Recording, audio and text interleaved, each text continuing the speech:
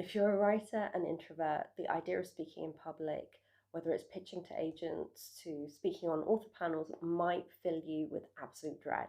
I was that person, but I'm going to share the tips that took me from someone who used to get full-on anxiety and nausea before speaking in public to becoming a keynote speaker as a debut author. Firstly, face your fear before you get in the room. When you're doing a speaking event as a writer, one of the things your brain will start doing as soon as you get in the room is to think about every single possible thing that could go wrong. You'll be thinking about lots of people staring at you, what if you stumble on stage, anything and everything. So what we need to do instead is this proven neuroscience-based technique to get over your fears, and it's visualization, which is a key part of sports psychology, as well as those in other fields such as business.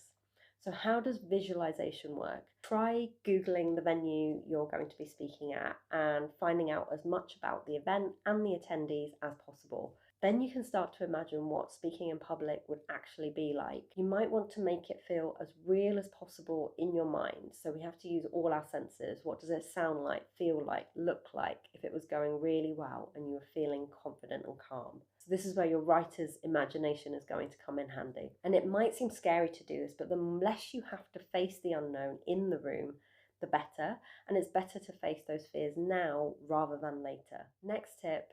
It's not about you. Something that we worry about when we're public speaking is worrying that all eyes are on us and everyone is paying attention only to us. But think about any time you've ever been to an event as a guest of any kind where you're not in the spotlight. How much are you worrying about the fact that you don't have food in your teeth or something like that? And when you're at an event as a guest, even if you are engrossed in what's happening there will still be times when your mind wanders or you're thinking about what you were doing that morning or what you'll need to do when you get home. And that's true of all attendees that go to events. So remember, it's not all about you. Even if you're on a stage and you're the only person speaking, people are thinking about a million other things, and that is really something that helped me when I was speaking in public, and it helped me to relax. Next tip, the more you do. So if you're pitching to agents or you're speaking on a book panel, of course you're going to want to practice beforehand, and that goes without saying.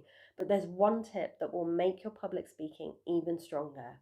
It's not easy to do, but trust me when I say that it's the single thing that helped me most with public speaking and led me to winning an agent pitch competition on my very first try. And that is when you're practicing, film yourself.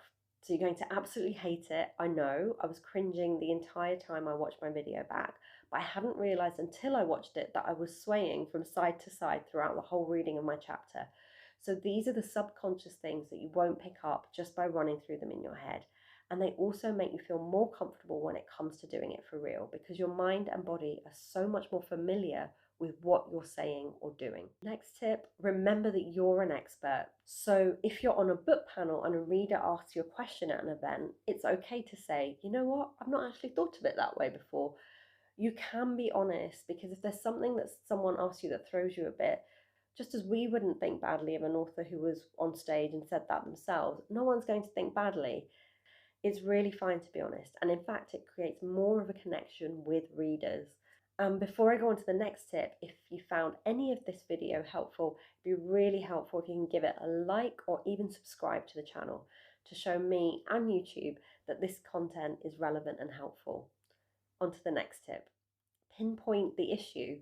So when we think about public speaking nerves, we sometimes forget some of the reactions will be physical responses in the body. So my hands or even my legs used to shake when I used to present or talk in public. And then I was taught something by a coach, which has really helped me. So the more we can do to control the physical reactions, the more we can focus on getting our words out and doing a good job. It's an acupressure technique that you can try anytime. And there are points in our hand that relieve stress. So try rubbing your hands together, or even better, pushing the point on your palm between your thumb and index finger together gently, and it will start to calm your nervous system down. And the next tip is another way to calm yourself down. Have you ever felt sick or breathless when you're about to speak in public? So another proven way that neuroscience can help is deep breathing. It triggers a response to your brain and calms your system down. I used to feel sick before going into meetings, and deep breathing grounded me and put me back into the room. So hopefully these tips were useful, and you'll probably be doing lots of other marketing for your book and your writing. If you'd like to find out more tips about that, then you might like to watch this video next. Thanks for watching.